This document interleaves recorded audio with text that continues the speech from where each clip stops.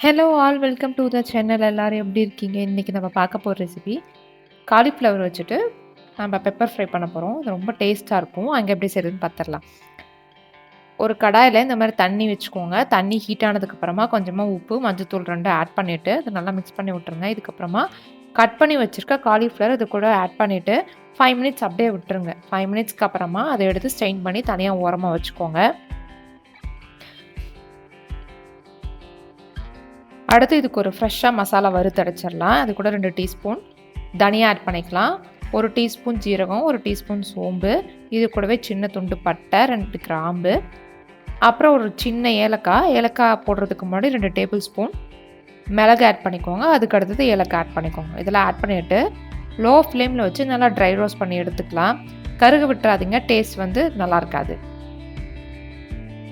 நல்லா வறுத்துட்டு இதை எடுத்து ஓரமாக வச்சுக்கோங்க. இந்த மாதிரி கலர் லைட்டாக சேஞ்ச் ஆகி வரணும். கருக விட்டுறாதீங்க, அது ரொம்ப மெயின்.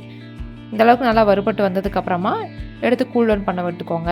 இது ஒரு மிக்ஸி ஜாருக்கு ட்ரான்ஸ்ஃபர் பண்ணி நீங்கள் அரைச்சிக்கோங்க நல்லா கூல் டவுன் ஆனதுக்கப்புறமா. அதே கடாயில் ஆயில் போட்டுக்கலாம். ஆயில் நல்லா ஹீட் ஆனதுக்கப்புறமா ஜீரகம் 1/2 டீஸ்பூன் போல் ஆட் பண்ணிவிட்டு பொரிஞ்சதுக்கப்புறமா இது கூட ஒரு பிரிஞ்சி இலை சேர்த்துக்கோங்க. அதுவும் நல்லா பொரிஞ்சதுக்கப்புறமா பெரிய வெங்காயம் 3 கட் பண்ணி வச்சுருக்கீங்க, அதை ஆட் பண்ணிவிட்டு அதை நல்லா வதக்கி விட்டுக்கோங்க.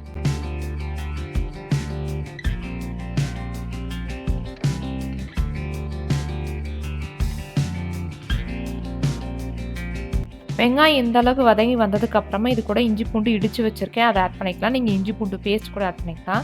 இடிச்சதை சேர்க்கும்போது கொஞ்சம் டேஸ்ட் நல்லாயிருக்கும் ஃப்ரெஷ்ஷாக, அதனால நான் இடித்து சேர்த்துருக்கேன். நீங்கள் பேஸ்ட் கூட ஆட் பண்ணிக்கோங்க.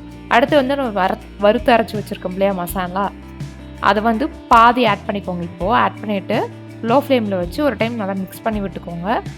அடுத்து இது கூட வந்து நம்ம காலிஃப்ளவர் ஆட் பண்ண போகிறோம். அதுக்கு முன்னாடி மசாலாலாம் ஆட் பண்ணிக்கலாம். கொஞ்சமாக மிளகாத்தூள் ஆட் பண்ணிக்கோங்க. ஏன்னா ஆல்ரெடி பெப்பர் நம்ம ஆட் பண்ணியிருக்கோம், அதனால் உங்கள் காரத்துக்கு ஏற்ற மாதிரி நீங்கள் அட்ஜஸ்ட் பண்ணிக்கோங்க. அடுத்து இது கூட நம்ம சுடுதண்ணியில் போட்டு எடுத்துருக்க காலிஃப்ளவர் போட்டு இந்த ரெசிபிக்கு தேவையான அளவு உப்பு ஆட் பண்ணிக்கலாம். ஆட் பண்ணிவிட்டு நல்லா மிக்ஸ் பண்ணி விட்டுருங்க.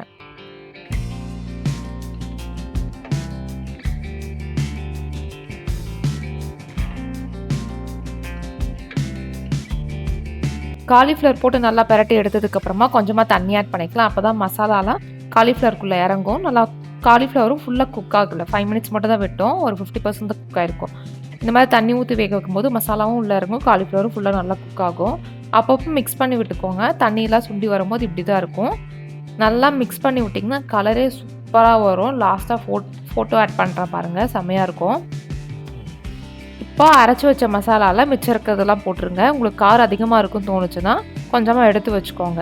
ஒரு டீஸ்பூன் அளவுக்கு வச்சுட்டு மிச்சத்தை போட்டுருங்க. நான் வந்து கொஞ்சமாக வச்சுக்கிட்டு போட்டுட்டேன். நல்லா போட்டுட்டு மிக்ஸ் பண்ணி விட்டுட்டு எடுத்திங்கன்னா அவ்வளோதான், ரொம்ப சூப்பரான காலிஃப்ளவர் பெப்பர் ஃப்ரை ரெடி ஆகிடுச்சு. கண்டிப்பாக ட்ரை பண்ணி பாருங்கள். இது வந்து சாம்பார் சாதம், மோர் குழம்புக்குலாம் ரொம்ப சூப்பராக இருக்கும்.